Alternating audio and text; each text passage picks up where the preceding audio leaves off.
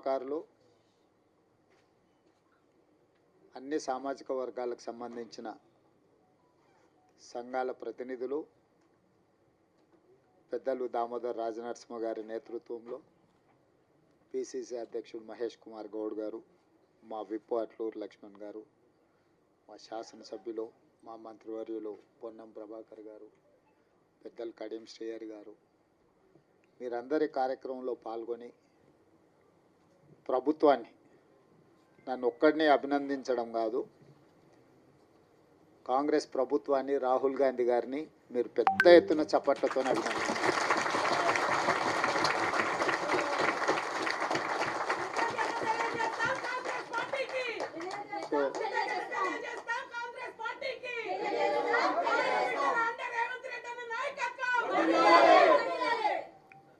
నేను ఎందుకు ఈ మాట చెప్తున్నా అంటే, మన నాయకుడు రాహుల్ గాంధీ గారు పట్టుదలతోని లేకపోతే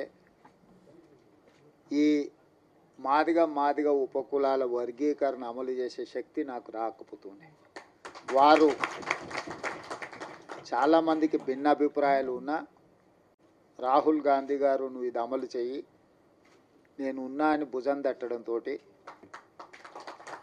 ఎన్ని సమస్యలు వచ్చినా దాని ఒక క్రమ పద్ధతిలో మంత్రివర్గ ఉపసంఘం వేసినప్పుడు నేను దామోదర్ రాజనరసింహ గారిని ఉపసంఘం చైర్మన్గా ఉండాలని నేను అడిగిన. దామన్న అన్నాడు, నేను కాదు ఉత్తమ్ కుమార్ రెడ్డి గారిని పెట్టు, అందరినీ సమన్వయం చేసుకోవాలి, రేపు నేనే ఉండి చేస్తే దామోదర్ రాజనరసింహ గారు ఆ సామాజిక వర్గానికి సంబంధించిన వాడు కాబట్టి వడ్డించేవాడు వాళ్ళోడే, వాళ్ళకే ఎక్కువ వడ్డించిందని చెడ్డ పేరు వస్తుంది. అట్లా కాకుండా మా న్యాయమైన హక్కు ఎవరిచ్చినా మాకు తప్పకుండా ఇస్తారు కాబట్టి ఉత్తమ్ కుమార్ రెడ్డి గారిని చైర్మన్గా పెట్టు అని వారు సూచన చేశారు. ఉత్తమ్ కుమార్ రెడ్డి గారిని చైర్మన్గా పెట్టి, దామన్నను కో చైర్మన్గా పెట్టి, పొన్నం ప్రభాకర్ గారిని, సీతక్కను, అదేవిధంగా శ్రీధర్ బాబు గారిని అందరినీ కమిటీలో వేసి, మల్లు రవి గారిని కూడా ఈ కమిటీలో పెట్టి 6 సార్లు సమావేశం చేసిన తర్వాత ఇది 7 మంది న్యాయమూర్తులు ఇచ్చిన జడ్జిమెంటు. పరిపాలన పరంగా మనం ఎంత విశ్లేషించినా న్యాయపరంగా కూడా దీన్ని విశ్లేషించాలి. భవిష్యత్తులో న్యాయపరమైన చిక్కులు మళ్ళీ రాకూడదు. దీనికి శాశ్వత పరిష్కారం చూపించాలి. శాశ్వత పరిష్కారం చూపించాలంటే 1 మ్యాన్ కమిషన్ ఏర్పాటు చేయాలని చెప్పి వారు సూచన చేశారు. 1 మ్యాన్ కమిషన్ విషయంలో కూడా చాలా రకాలుగా ఆలోచన చేసినాం, వీళ్ళని వేద్దామా వాళ్ళని వేద్దామా అని. ఎవరిని వేసినా ఏదో ఒక అనుమానమో ఏదైనా అంశాలలో ఏదైనా ఆపాదిస్తే అది ఇబ్బందికరం అవుతుందని షమీమ్ అఖ్తర్ అత్యంత నిజాయితీపరుడు, ఈ వర్గాల ఏ వర్గానికి కూడా ఏ వైపు తీసుకోవాల్సిన అవసరం లేనివాడు. అతన్ని హైకోర్టు జడ్జిగా రిటైర్ అయితే వారిని 1 మ్యాన్ కమిషన్, జ్యుడిషియల్ కమిషన్ జడ్జిగా వారిని నియమించి 59 ఉపకులాలను ఏ రకంగా వర్గీకరించాలి, రోస్టర్ విధానం ఎట్లా ఉండాలి ఏందని చాలా లోతు విశ్లేషించి 59 కులాలకైనా 199 పేజీల ఒక విశ్లేషణ మొత్తం ఇచ్చిండు. ఒక్కొక్క సామాజిక వర్గము ఇప్పటి వరకు ఒక డాక్టర్ కానీ, ఒక చిన్న గ్రాడ్యుయేట్ అయిన కాని ఉన్నాయి, ఓ చిన్న డాక్టరో లేకపోతే ఒక గెజిటెడ్ ఆఫీసర్ ఉద్యోగం రాని వర్గాలు చాలా ఉన్నాయి. వాటి ఒక్కొక్కరిని విశ్లేషించుకుంటూ 199 పేజీల ఒక నివేదిక తయారు చేస్తూ ఈరోజు ఎస్సీ 15% రిజర్వేషన్లను గ్రూప్ 1కు 1%, గ్రూప్ 2కి 9%, గ్రూప్ 3కి 5%, ఏ గ్రూపులలో ఎవరెవరు ఉండాలనో కూడా విశ్లేషించాను. ఈరోజు మా సోదరులు మా లక్ష్మణ్ 9 అంటున్నాడు. 9 కాదు, 10 మీకే ఇచ్చాను. ఎందుకంటే అతి తక్కువ జనాభా ఉన్న వాళ్ళు ఎన్నడూ ఏ అభివృద్ధి ఫలాలు ఆశించని వాళ్ళని గ్రూప్ 1లో పెట్టాం. తర్వాత మోడరేట్గా కొంచెం పర్వాలేదు అనుకున్న వాళ్ళని గ్రూప్ 2లో పెట్టుకున్నాం. సిగ్నిఫికెంట్గా బెనిఫిట్ అంటే కొంచెం మెరుగైన ఫలితాలను సాధించుకున్న వాళ్ళని గ్రూప్ 3లో పెట్టుకున్నాం. సో గ్రూప్ 1 అండ్ గ్రూప్ 2లో ఉన్నది మొత్తం మాదిగ ఉపకులాలకు సంబంధించిన వాళ్ళే ఉన్నారు. వాళ్ళకి సంబంధించి 10% రిజర్వేషన్ ఈరోజు మీకు అందుబాటులోకి వచ్చింది. ఇది ఎవరికి వ్యతిరేకం కాదు. మీకు జరిగిన అన్యాయాన్ని సరిదిద్దే ప్రయత్నం ఇది. ఈ సరిదిద్దే ప్రయత్నం చట్టపరంగా న్యాయపరంగా సుప్రీంకోర్టు నుంచి మొదలు పెడితే వన్ మ్యాన్ కమిషన్ వరకు మీ పట్ల సానుభూతితో ఉండడం, ప్రధానంగా కాంగ్రెస్ పార్టీ రాహుల్ గాంధీ గారు ఎట్టి పరిస్థితుల చేయాలన్న ఆలోచన ఉండడం, దాన్ని వేగంగా నేనున్నా కాబట్టి మీకు అమలు చేసిన.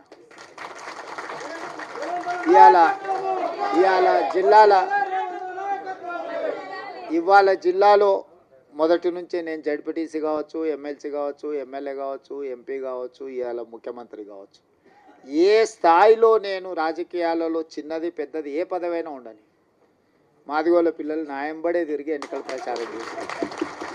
నేను ముందు నుంచి చెప్పిన, ఇప్పుడు కాదు, 2014లో తెలంగాణ రాష్ట్రం ఏర్పడ్డ తర్వాత అసెంబ్లీలో తీర్మానం పెట్టండి, ఈ ఎస్సీ వర్గీకరణకు తెలంగాణ కొత్తగా ఏర్పడ్డ తెలంగాణ రాష్ట్ర ప్రభుత్వం అనుకూలంగా ఉన్నది అని కేంద్ర ప్రభుత్వానికి తీర్మానం పంపించండి అని సావధాన తీర్మానాన్ని ప్రవేశపెడితే ఆనాటి ముఖ్యమంత్రి గారు నన్ను, మిత్రుడు సంపత్ కుమార్ని, సండ్ర వెంకటవీరయ్యని సభలో నుంచి బహిష్కరించిండు.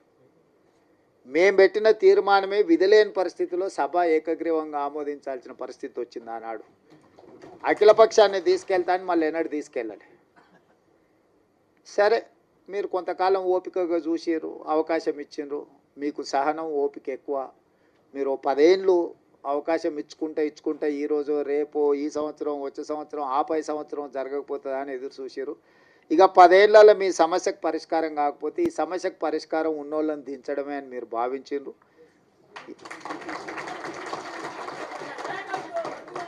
మీరు అవకాశం ఇస్తే మొదటి సంవత్సరంలోనే సుప్రీంకోర్టులో జడ్జిమెంట్ వచ్చిన, సుప్రీంకోర్టులో కేసులు సంవత్సరాల కొద్ది వాయిదా పడుతుంటే నేను అయిన తర్వాత దామన్నని పిలిచిన, మన ఎమ్మెల్యేలు అందరిని పిలిచిన. అక్కడ సుప్రీంకోర్టులో కేసు వాయిదాలు పడుకుంటూ పోతుంది, ఇంకా దీన్ని వాయిదాలు వేయడానికి వీలు లేదు. మనమే ప్రత్యేకంగా ప్రభుత్వం నుంచి ఉద్దండులైన న్యాయవాదులను నియమిద్దామన్నా, నువ్వు ఢిల్లీకి వెళ్ళు, ఎమ్మెల్యేలు అందరిని తీసుకొని అని చెప్పి వేముల వీరేశాన్ని, మందుల శామ్యుల్ను, గవ్వంపల్లి సత్యనారాయణ, లక్ష్మణ్ని, అందరినీ ఎమ్మెల్యేలు అందరినీ దామన్నకు తోడిచి ఒక కమిటీలాగా ఢిల్లీకి పంపించి మన సిద్ధార్థ్ లూత్రాను, అభిషేక్ సింఘ్వీని, వీళ్ళందరినీ న్యాయవాదులను అందరినీ మన తరఫున సుప్రీంకోర్టులో బలంగా కేసును బెంచ్ మీదకి తీసుకొచ్చి బలంగా వాదనలు వినిపించినాం. ఎందుకు వర్గీకరణ చేయాలని దాని మీద. పంజాబ్ వర్సెస్ యూనియన్ ఆఫ్ ఇండియాలో ఉన్న కేసు చాలా ఏళ్ళ నుంచి పెండింగ్ ఉంది. దీంట్లో మీరు అందరు పిల్లలు చాలామంది చదువుకున్న వాళ్ళు ఉన్నారు. ఏళ్ళ కొద్దీ వాయిదాలు పడుతున్న దాన్ని 7 మంది న్యాయమూర్తులు ఒక దగ్గర కూర్చోవడం అనేది అంత అల్కగా పని కాదు. ఒకరు కూర్చునుడే కష్టం ఉంది. ఇవాళ రేపు 7 మంది ఒక్కసారి ఇట్లా లైన్గా కూర్చొని మీ వాదనలు వినాలంటే కంటిన్యూస్గా వాదనలు వినిపించి సుప్రీంకోర్టును మెప్పించి సుప్రీంకోర్టులో జడ్జిమెంట్ తీసుకొచ్చి ఆ జడ్జిమెంట్ని ఏ రాష్ట్రం ఈ దేశంలో అమలు చేయలేదు. ఏ రాష్ట్రం, ఏ కేంద్ర ప్రభుత్వం. ఇవాళ మా సోదరుడు ఎక్కడైతే మద్దతు పలుతుండో, నాకు మంచి మిత్రుడు ఆయన, నాకేం విభేదాలు లేవు. నేను మళ్ళీ మీరు ఎవరైనా అనుకున్నారు, కృష్ణమాదిగతో నాకు పర్సనల్ రిలేషన్ చాలా గొప్పగా ఉంది. ఆయనతో నాకు ఏం చిన్న ఎంట్రకాంత కూడా మాకు భిన్నాభిప్రాయాలు. కాకపోతే నాకంటే ఆయన కిషన్ అన్నను, మోడీని ఎక్కువ నమ్ముతుండు. కానీ వాళ్ళ ప్రభుత్వాలు ఉన్న దగ్గర కూడా ఎక్కడ అమలు చేయలే. ఎక్కడ కూడా ఏ రాష్ట్రంలో అన్న వాళ్ళ ప్రభుత్వం ఉన్న కాదు, ఇన్ని రాష్ట్రాలలో వాళ్ళ ప్రభుత్వం ఉంది, నన్ను చేసిరా. కానీ నేనేందంటే ఈ వర్గాలకు అన్యాయం జరిగింది, ఇక నేను ఉన్నప్పుడు కూడా న్యాయం చేయకపోతే వీళ్ళకి ఎవ్వరు న్యాయం చేయరని నేను బలంగా నమ్మిన. అందుకే ఇంకెవ్వరు ఏమన్నా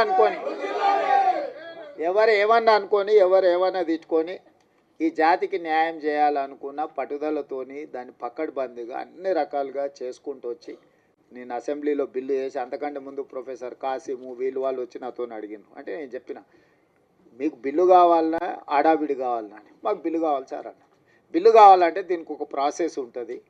పిల్లగాడు ఎంత తెలుగుకల్లో చదువైనోడైనా వాడు సంవత్సరం చదివినాకనే పరీక్షలు పెడతాం కదా. దీనికి కూడా ఈ ప్రాసెస్ కూడా ఒక పద్ధతి ఉంటుంది. అసెంబ్లీ కానీ లేకపోతే క్యాబినెట్ కానీ కమిషన్ కానీ రిపోర్ట్ కానీ దాన్ని చట్టం రూపొందించాలి. చట్టంలో లొసుగులు ఉండొద్దు.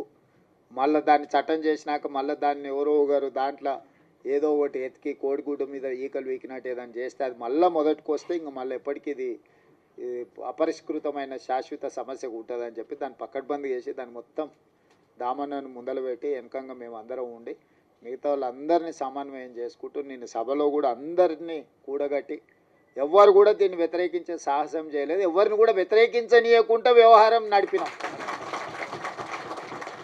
ఎందుకంటే దీన్ని అందరి ఆమోదంతో ముందుకు తీసుకెళ్తున్నాను ఒక అభిప్రాయం ఇవ్వడం ద్వారా మాదిగ ఉపకులాలు ఎవ్వరికి అన్యాయం చేస్తలేరు, వీళ్ళు వాళ్ళ న్యాయమైన హక్కు కోసమే వాళ్ళు ప్రయత్నం చేస్తున్నారు అనే ఒక విస్తృత అభిప్రాయాన్ని కల్పించడం కోసం ప్రభుత్వం పూర్తిగా ప్రయత్నం చేసింది.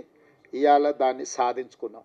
నేను ఆయన అసెంబ్లీలో చెప్పిన దీన్ని కొలిక్కి తెచ్చే వరకు ఏ నోటిఫికేషన్ ఇవ్వనని, ఆయలటి నుంచి ఇవాళటి వరకు ఒక్క నోటిఫికేషన్ కూడా ఇవ్వలే. ఎందుకంటే నాకు కూడా దీన్ని ఏదో ఒకటి తేల్చాలి, ఎన్నేళ్ళు 30 ఏళ్ళ నుంచి 35 ఏళ్ళ నుంచి ఇది సిక్కుముడై జటిలం అయిపోయి ఇది ఒక సమస్యగా తయారవుతుంది, దీనికి ఒక పరిష్కారం చూపిస్తే చరిత్రలో ఎప్పుడైనా చిన్న సాయం చేస్తేనే మీరు ఎక్కువ గుర్తుపెట్టుకుంటారు.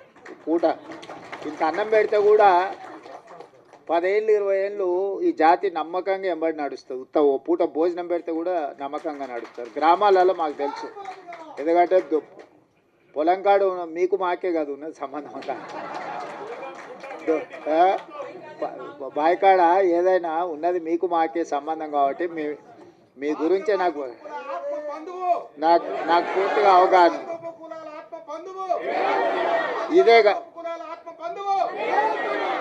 ఇదే కాకుండా నేను అయిన తర్వాత state election commissioner Ismail Pullaiah గారి కూతురు రాణి కుమిదిని మాదిగ ఆడబిడ్డని నేను వేసిన. 100 ఏళ్ళ హిస్టరీ ఉన్న ఉస్మానియా యూనివర్సిటీకి 100 ఏళ్ళ నుంచి ఏ దళితుడు కాలే. మొదటిసారి దళితుని, అది మాదిగలకు సంబంధించిన కుమార్ని ఇలా ఉస్మానియా యూనివర్సిటీ వైస్ ఛాన్సలర్ చేసిన. ఉస్మానియా యూనివర్సిటీ ఆర్ట్స్ కాలేజ్ ప్రిన్సిపల్గా ప్రొఫెసర్ కాసిమ్ని ఈరోజు మన ప్రభుత్వాన్ని నియమించింది. అదేవిధంగా దామన్న సరే ఆయన డిప్యూటీ సీఎంగా చేశారు, ఇవన్నీ చేశారు. లక్ష్మణ్ని విప్పుగా చేసినాం. అదేవిధంగా మనము రాజీవ్ గాంధీ IIIT బాసరకు మనం మాదిగా వైస్ ఛాన్సలర్ని మనం నియమించుకున్నాం. పబ్లిక్ సర్వీస్ కమిషన్లో పాల్వాయి రజనీ కుమార్ని ఈరోజు మెంబర్గా మాదిగా ఆడబిడ్డని ఈరోజు విద్యా కమిషన్ వేస్తే చారగొండ వెంకటేష్ని వేసినాం. ప్రొఫెసర్ పురుషోత్తం గారిని రిటైర్ అవ్వగానే ఇమ్మీడియట్గా హయ్యర్ ఎడ్యుకేషన్లో వైస్ చైర్మన్గా నియమించుకున్నాం. అదే సరే సీఎం ఆఫీస్ సరే టికెట్ల విషయంలో సరే అంటే నేను ఎందుకు ఇవన్నీ మీకు చెప్తున్నా అంటే గతంలో మీకు చిన్న అవకాశం రావడానికి చాలా కష్టం ఉండే. ఇవాళ state election commissioner, Osmania university, Rajiv Gandhi IIIT, higher education, విద్యా కమిషన్, పబ్లిక్ సర్వీస్ కమిషన్, ఎక్కడైనా నాకు ఏ అవకాశం వచ్చినా ఎవరు ఏమని అనుకొని వీళ్ళకి ఈసారి చేయాల్సిందే అని చెప్పి అవసరమైతే మా వాళ్ళని పక్కన పెట్టి కూడా మీ వాళ్ళకి చేసిన. ఎందుకంటే మీకు నష్టమైంది కాబట్టి వీళ్ళందరినీ మేలు చేయాలి, మేలు చేస్తే ప్రయోజనం ఉంటుంది, మీరందరూ బాగుపడాలని నా సూచన ఒక్కటే, అవకాశం వచ్చినప్పుడు నిలబెట్టుకోండి, దాన్ని 10 మందికి సాయం చేయడానికి ఉపయోగించండి. మన వాళ్ళకి ఏమవుతుందంటే మీకైనా మాకైనా రాగానే జర పుర్సత్ అయిపోతాం, మనం జర రిలాక్స్ అయిపోతాం, జర దావతులకు గీవతులకు ప్రాధాన్యత ఇస్తాం. దాంతో ఏమవుతుందంటే చూసినావా వీళ్ళకి అవకాశం ఇస్తే నిలబెట్టుకోలేదు, వీళ్ళకి అవకాశం ఇస్తే గిట్ల చేసిరు, వీళ్ళకి అవకాశం ఇస్తే గట్ల చేసిరు అని ఎదురుగున్నోళ్ళు మన వెనకంగా మాట్లాడుకుంటారు. అందుకోసం నేనేమంటున్నట్టు ఈ అవకాశం వచ్చిన వాళ్ళు కానీ రేపు భవిష్యత్తులో ఈ ఉద్యోగాలలో డాక్టర్లుగా, లాయర్లుగా, ఇంజనీర్లుగా, ఐఏఎస్లుగా, ఐపీఎస్లుగా మన పిల్లలు ఎవరైనా చివరికి హోంగార్డ్ కానీ కానిస్టేబుల్ కానీ 10 మందికి సాయం చేసేటట్టు మనం దీన్ని నిలబెట్టుకుంటే ఏమవుతుందంటే ఇంకో 10 అవకాశాలు వస్తాయి. మనం అవకాశం ఇచ్చినప్పుడు దీన్ని సరిగ్గా మనము ప్రజల ముందర కొంచెం మన గౌరవం పెరిగేటట్టు మనం వివరించకపోతే ఇక వీళ్ళకి ఇస్తే గింతేనా, వీళ్ళు మారరు, వీళ్ళు గిట్లనే ఉంటారు అంటే నేను జర ఓపెన్ అయ్యి చెప్తున్నా, మీతో ఎందుకు చెప్తున్నానో దీన్ని అర్థం చేసుకోరి. అంతా బాగుందని చెప్పి మీకు చేతులు కలిపి ఫోటో దిగి పంపొచ్చు, కానీ దానివల్ల పూర్తి స్థాయి ప్రయోజనం లేదు. మనకి ఏ అవకాశం వచ్చినా దాన్ని నిలబెట్టుకొని అరే వీళ్ళకి ఇస్తే సమర్థులే, బాగా చేస్తారు, 10 మందికి ఉపయోగపడతారు, జర పద్ధతి మీద ఉంటారని మనం నిరూపించుకుంటే ఏమైందంటే ఇంకో 10 అవకాశాలు కొత్త వాళ్ళకి వస్తాయి. మనం దాన్ని ఆ అవకాశాన్ని మనం సరిగ్గా ఒడిసి పట్టుకోకపోతే ఏమవుతుందంటే ఎక్కడో ఒక దగ్గర ఏ ఇళ్ళకి ఇస్తే గిట్టనే చేస్తారా అని మీకు మాకు ఆ చెడ్డ పేరు రావద్దు. అందుకోసమని ఇచ్చిన అవకాశాలు ఇచ్చిన వాళ్ళకే కాదు, రేపు వచ్చే అవకాశాలలో ఏ ఉద్యోగం వచ్చినా ఎవరన్నా మనోళ్ళు వస్తే కూర్చోబెట్టి మర్యాద ఇచ్చి ఏమన్నా పని ఉంటే చేసి పెట్టురు, లేకపోతే వాళ్ళకు సలహా ఇయ్యరు. ఒకసారి వాళ్ళకి తెలియదు పాపం, ఎక్కడి నుంచో కింద నుంచి కష్టపడి వస్తాడు, వాళ్ళకి తెలియక ఏదన్నా అట్లా ఇట్లా కొంచెం మాట్లాడతారు. వాళ్ళు కూర్చోబెట్టి మాట్లాడేది నేర్పాలి, పని ఎట్లా చేసుకోవాలో నేర్పాలి, ఈ పని ద్వారా 10 మందికి ఎట్లా మనము సాయం చేయాలో కూడా వాళ్ళకి కొంచెం ఓపిక తెచ్చుకొని నేర్పాలి. మేము అయిపోయినాం కాబట్టి మేము ఇంకా మిగతా వాళ్ళకి మేము పెద్దగా చెప్పము అనే విధానం మనకు ఉండొద్దు. ఎందుకంటే ఇది ఒక గొప్ప అవకాశం. ఈ గొప్ప అవకాశాన్ని 10 మందికి ఉపయోగపడే విధంగా చేయండి. ఏది ఉన్నా నేను ఉన్నంత వరకు మీ ఓడే ఉన్నాడు అనుకోండి ఈ కుర్చీలో. ఎందుకు చెప్తున్నా అంటే నాకేమి ఇంటికి తీసుకుపోయేది ఏంది లేదు. నేను ఏది నా ఇంటికి తీసుకుపోను. 10 మంది ఇబ్బందులు ఉన్న వాళ్ళకి సాయం చేయడానికి నేను ఉన్నా. నాకు పేరు తప్ప ఇంకేంది లేదు. అరే నన్ను కనిపిస్తే మీరు నమస్కారం పెడితే నాకు సంతోషం అవుతుంది. గతే అరే మాకు అన్న చేసి నమస్తే అన్న, నన్ను గుర్తుపట్టకపోయినా, నేను మిమ్మల్ని గుర్తుపట్టకపోయినా నమస్తే పెడితే నేను చేసిన పనికి నాకు సంతోషం కలుగుతుంది. నేను అంతమించి మీ నుంచి ఏం ఆశిస్తలేదు. ఆయన సతీష్ మాదిగా నేను పొట్టేలు కోసి దావతీయమని కూడా నేనేం అడుగుతలేదు. ఆయన కూడా అప్పుడప్పుడు చెప్తుంటే కానీ వినడు, అప్పుడు అట్లా ఇట్లా చేస్తుంటాడు. ఆయన దృష్టిలో పెట్టుకొని ఇప్పటి దగ్గర చెప్పిన, శిలక్కి చెప్పినట్టు చెప్తినరా ఆయన నీకెందుకు నేను ఉన్నా కదా అని అంటే ఉన్నట్టు ఉంటాడు, అప్పుడే అట్లా పోయేస్తాడు.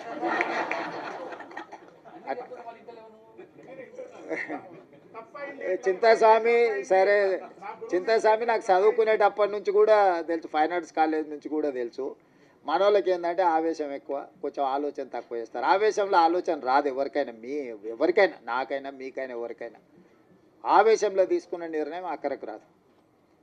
ఆవేశాన్ని తగ్గించండి, ఆలోచన వెంచూరి, వచ్చిన అవకాశాన్ని సద్వినియోగం చేసుకొని ఈ ప్రభుత్వం మీకు అండగా నిలబడుతుంది.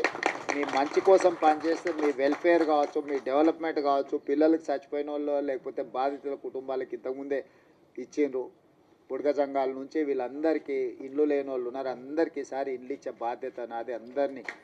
మీ అందరినీ మీ వెల్ఫేర్ కోసం, మీ డెవలప్మెంట్ కోసం, మీ ఎడ్యుకేషన్ కోసం పర్ఫెక్ట్గా గవర్నమెంట్ చేస్తుంది. ఓ రోజు ఆలస్యం కావచ్చు, నాకు 100% ఇవ్వాలని ప్రేమ ఉన్న ఓసారి అవకాశం రాదు. దాని అర్థం మీకు ఇవ్వద్దని కాదు. దానికి కొంచెం ఓపిక, కొంచెం వ్యవహారం, కొంచెం పద్ధతి మీద మనం చేసుకుందాం.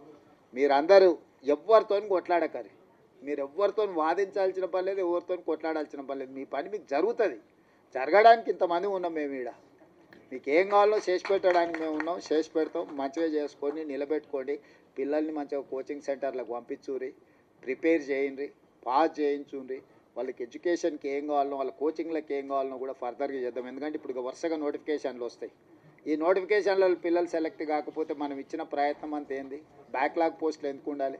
పిల్లల్ని చదివించురు, వాళ్ళ చదువులకు కావాల్సిన, వాళ్ళ కోచింగ్లకు కావాల్సిన ఏమున్నాయి, ఫారెన్ పంపించడానికి స్కాలర్షిప్లు ఉన్నాయి, అన్నీ ఇస్తా. పిల్లల్ని పంపించురు, బయటికి పంపించరు.